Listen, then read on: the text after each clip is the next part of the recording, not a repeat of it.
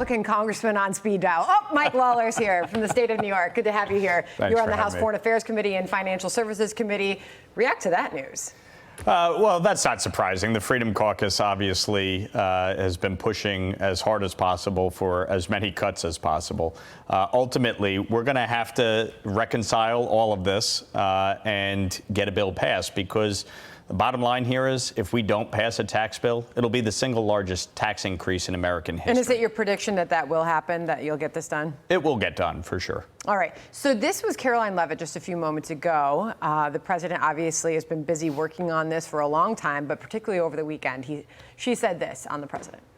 The president himself have been in touch with lawmakers all weekend long to get this bill passed, and they are working very hard to do so. It remains a top priority for the president. And this bill has exposed the clear differences between Republicans and Democrats in 2025. The Democrats are doubling down on craziness and radical policies that are undermining the very fabric of our country. Weigh in on those differences to which she just referred.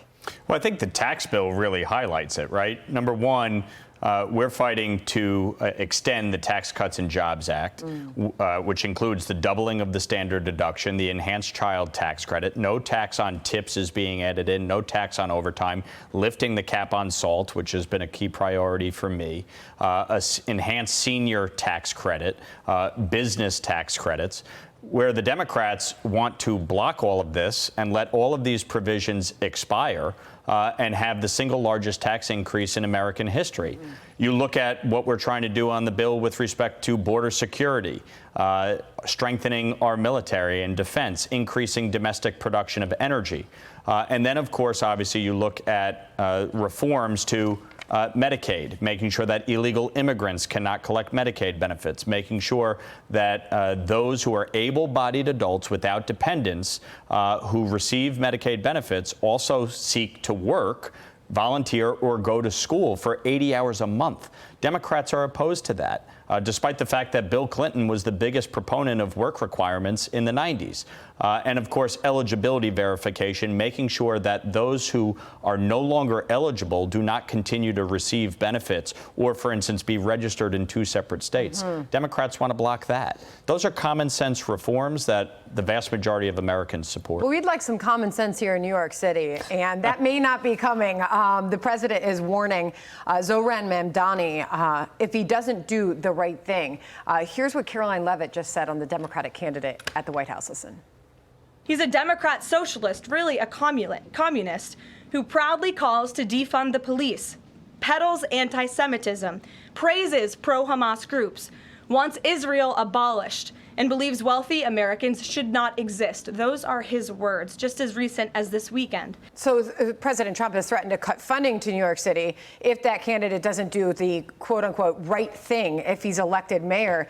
Peter Doocy got this question in the briefing room just a few moments ago. After she said that, he asked this. Listen.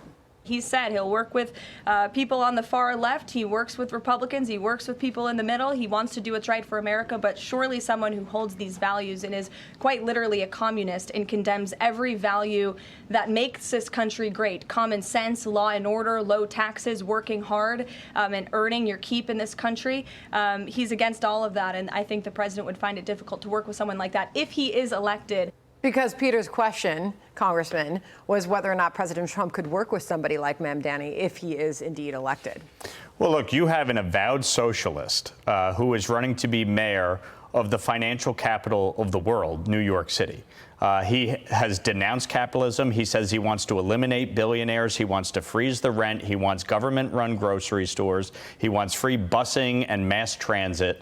And yet, who's paying for all of this? As Margaret Thatcher said, the problem with socialism is eventually you run out of other people's money, and that's exactly what will happen. You will see a mass exodus out of New York City. New York State already leads the nation in outmigration. We have the highest tax burden, the worst business climate. You've seen a decline in the quality of life under Kathy Hochul and one-party Democratic rule. You throw in an avowed socialist who supports the BDS movement, who refuses to denounce, globalize the Intifada, who says he wants to arrest foreign leaders who come to New York with whom he disagrees, including Bibi Netanyahu. It is absolutely insane. And I can say this as somebody who represents represents a district just north of New York City. Yep. I'm the one standing in the breach here. And the same people that support Zohran Mamdani are coming from my seat. And it's the difference between us having a Republican majority or not in the House. And so if people want to support us, they should text NYC to 85007, because this is the fight. What happens in New York does not stay in New York. And we need to make sure that we kill socialism and communism dead in its tracks here in America. You know, I think there's some people who watch and they hear everything you just listed out that he apparently believes in and is you know, promising to voters. And you wonder, does he really believe this stuff? It's hard to think that he actually does. I mean, I served with him in the state legislature and spent some time with him. And the fact is, you know, he's a trust fund baby. His mom is a Hollywood producer. He's gone to the most elite schools in New York and in the country. And for him to say that he denounces capitalism is just laughable on its face. Wow. Congressman, great to have you pay a visit here. Good to have you on set. Of course. Thanks for having me. Hey, Sean Hannity here. Hey, click here to subscribe to Fox News YouTube page and catch our hottest interviews and most compelling analysis. You will not get it anywhere else.